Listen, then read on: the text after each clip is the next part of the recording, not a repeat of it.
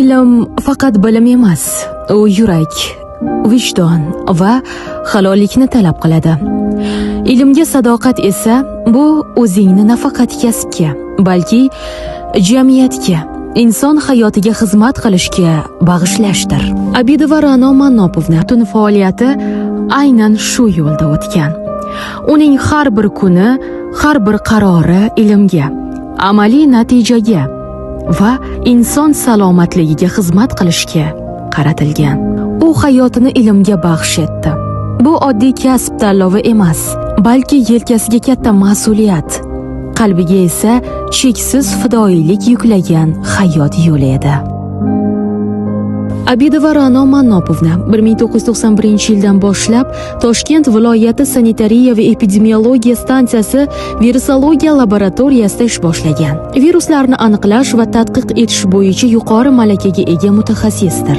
Qirg'iziston, Koreya va Turkiyadagi xalqaro seminarlarda qatnashgan va bu orqali kasbiy bilim va ko'nikmalarni muntazam takomillashtirib kelmoqda. U O'zbekiston Respublikasi tomonidan Mehr-saxovat ko'krak nishoni va O'zbekiston Respublikasi mustaqilligining 30 yilligi munosabati bilan esdalik nishoni bilan taqdirlangan. Hozirda qahramonimiz Toshkent vaksina va zardoblar ilmiy tadqiqot institutining virusologiya laboratoriyasi mudirasi sifatida faoliyat yuritmoqda.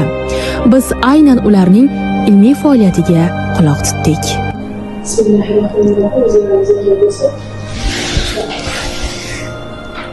Assalomu alaykum.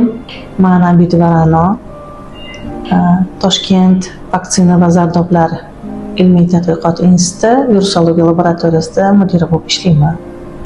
Men 1970-yilda sentyabr oyida tug'ilganman. Olimlar oilasida tug'ilganman. Adamlar Abidov Abdumannob akademiya nauk sohasida juda ko'p ishlar qilganlar. Onam ham akademiya nauk sohalarida ishlaganlar. Babay va Malika bo'lganlar. Akam borlar, opam borlar. Men eng kenja farzand bo'lganman. Shu hayot taqozosi bilan vaksina va zardoblar institutiga kelib, o'zimni ilmiy ishlarimni olib bormoqchiman. O'zimni ishimda gepatitlarni immunitet tarangligini tekshirish borasidagi ishlar olib borilyapti hozir. Immunoferment yo'llari bilan immunitet tarangligini aniqlayapmiz.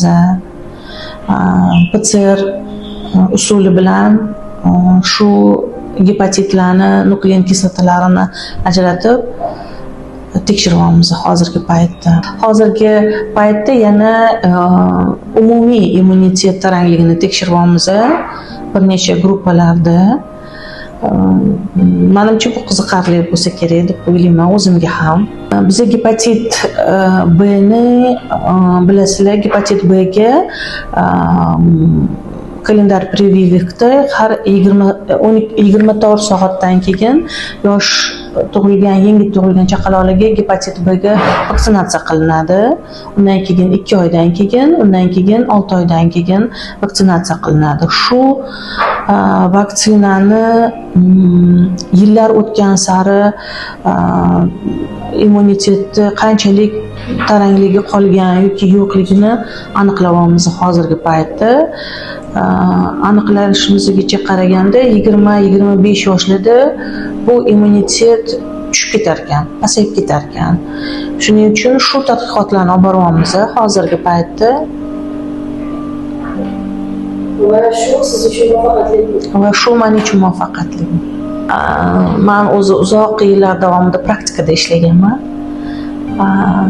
Praktikada boshqacharoq hayot ekan. O'tda plan asosida bo'lgan bir ilmiy tadqiqotlar olib o'tkazilar ekan. Ilm ahli o'zi o'sha tadqiqotlarni olib boraverib, tekshiraverib bir qanaqadir yangi ma'lumotlarga ega bo'lar ekanda, shu asosida juda qiziqarli ekan ilmiy ishlar ham. Oddiy hayot bilan ilm bilan barmoq odam hayotning farqi qanaqa? Oddiy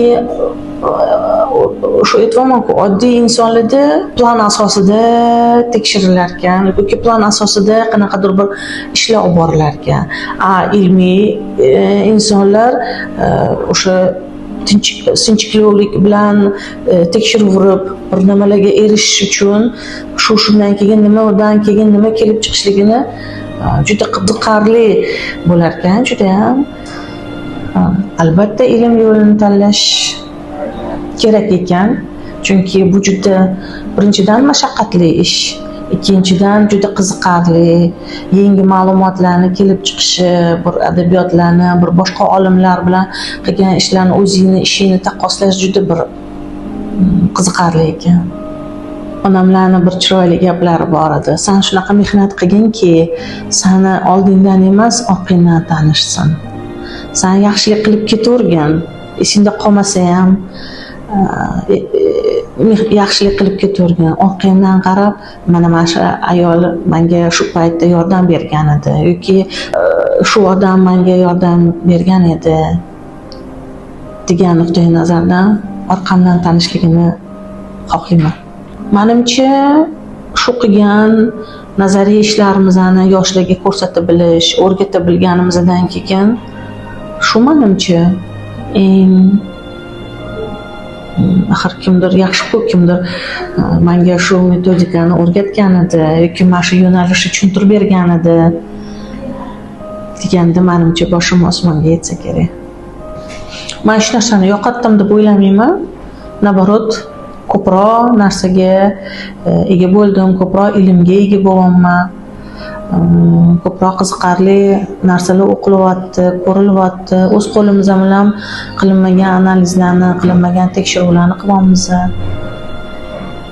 Menimcha hech narsa yo'qotmadim. Endi topish har qanaqa topish bo'lishi mumkin. Bu yerda yaxshi do'stlar topdim, bir yaxshi insonlar topdim. Mehnat qilayotgan mehnatimni mahsulini ko'ryapman-da, ko'zim bilan ko'rganimki, uni maqsadli qilinayotganligi ma'lum bo'lyapti. Ilm birinchi darajada sinchkovlikka o'rgatdi va asosiysi sabrga.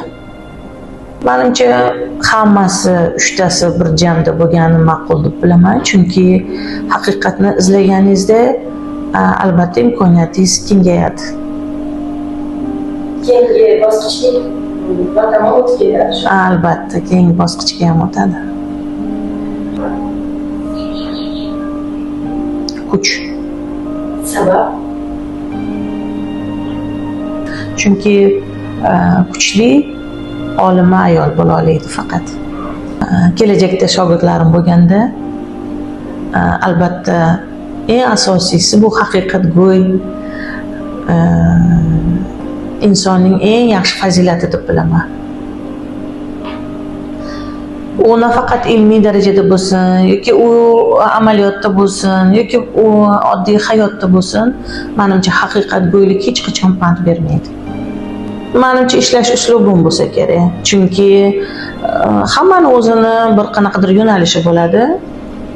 Meni ishlash uslubim bir boshqacha. Birinchi o'chirda albatta sinchkovlik, har bitta usulni yoki bir qilayotgan ishingizni mazmunini bilib qilish kerak.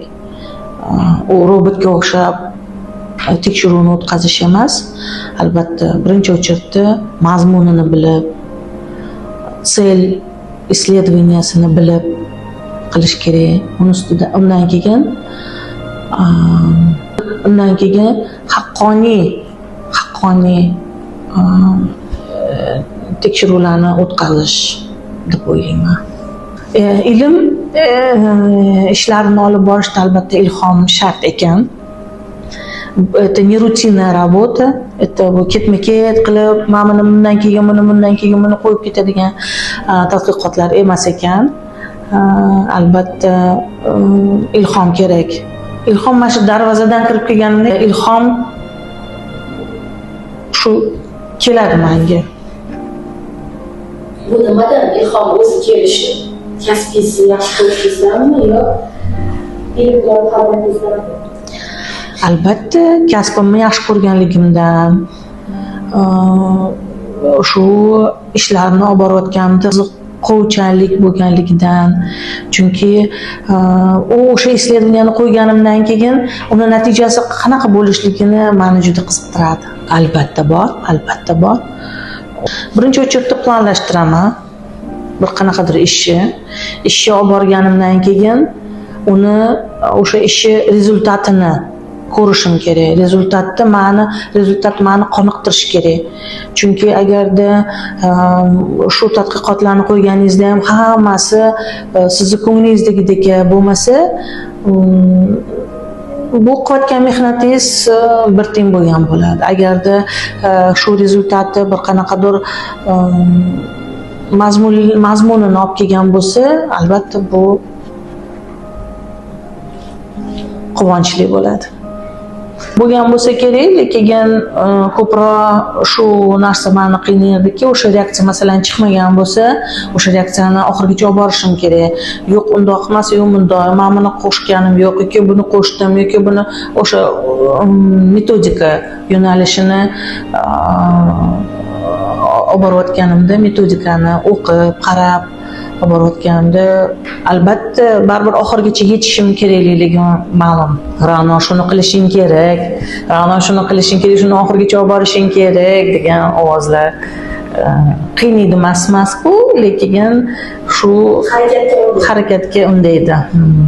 Bunga chanqoq bo'lgan olimalarga shuni aytmoqchimanki, albatta faqat olg'a yurib, o'sha sinchkovlik bilan tekshiruvlarni olib borish kerak. Chiqmagan paytda yana shuni qilib ko'raman, yana shuni tekshirib ko'raman desanglar, xudo xolasa finishga yetasizlar. Toshkent vaksina va zardoblar instituti borligi bizning O'zbekiston uchun juda ham zarur. Birinchidan, ikkinchidan juda bir kuchli institut deb bilaman bu institutni, chunki 100 yildan oshiq bo'lgan o'z ishlash mobaynida bu institutlar qancha vaksinalar chiqargan, qancha sivrotkalar, qancha zardoblar, immunoglobulinlar chiqargan, juda ko'p ishlar qilingan bu yerda, bu institutda. Men shu institut muvaffaqiyat tilayman shu institutga, umuman hamma xodimlariga ham. Bu institutni borligi ilmni amal bilan bog'ladi. Qancha kasalliklarni oldini olish mumkinligi, halol xizmat va vatanga sadoqat bo'lgan. Keyingi ko'rsatuvlarimiz vaksina va zardoblar ishlab chiqargan. Men o'ylaymanki, xudo xolasa institutimiz yana bundan ham rivoj topib, bundan ham ko'p yaxshiliklar olib keladi. Ilm darajaga ham, meditsinaga ham, hammaligiga muvaffaqiyat tilayman. Shuncha yillik faoliyati davomida u ilmni amal bilan bog'ladi.